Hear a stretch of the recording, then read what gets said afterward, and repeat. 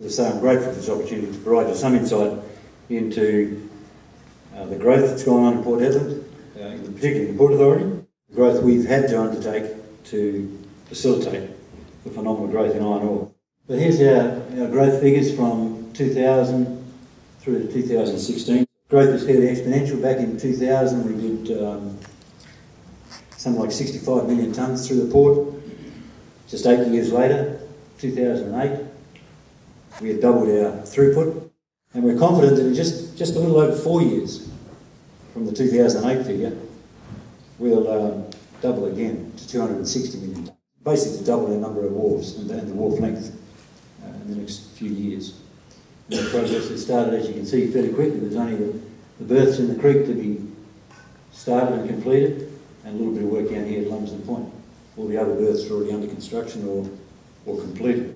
See the inner harbour there, where we'll eventually be doing 495 million tonne, and once that's done, BHP will come out perhaps and build a berth out there, and there's room for a second facility to parallel BHP's for common use. There's another 400 million there. We've reduced, as you can see from this photo, vessel separation for sailing ships from just a couple of years back was an hour between ships. It's now 30 minutes, and we're working on whether we can get that down to an even closer distance and still remain safe. Moving forward, Port Hedland will have a fleet of 22 of these tugs, rotor tugs, different from most in that they have 3 propulsion units rather than 2, which makes them far more manoeuvrable and far stronger. These are 85-tonne tugs. We're currently using 65-tonne tugs.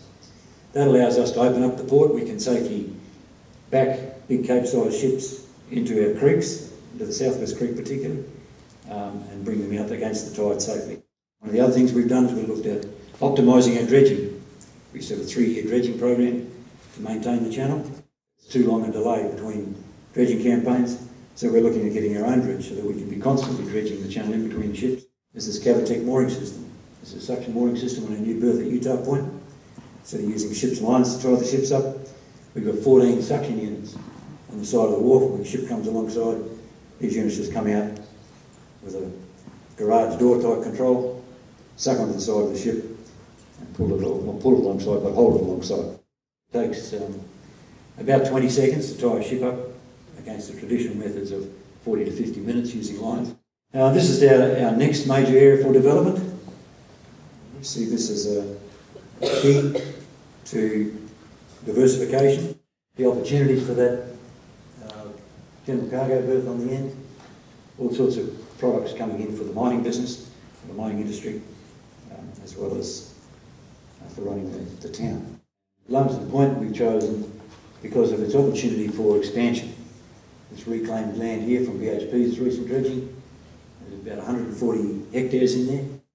Interpretive walk, so you're able to walk along a footpath here under shade, and on the fence facing into the port up on this side, there's a whole lot of signage telling you about what's going on inside the port, what all the different proponents are doing.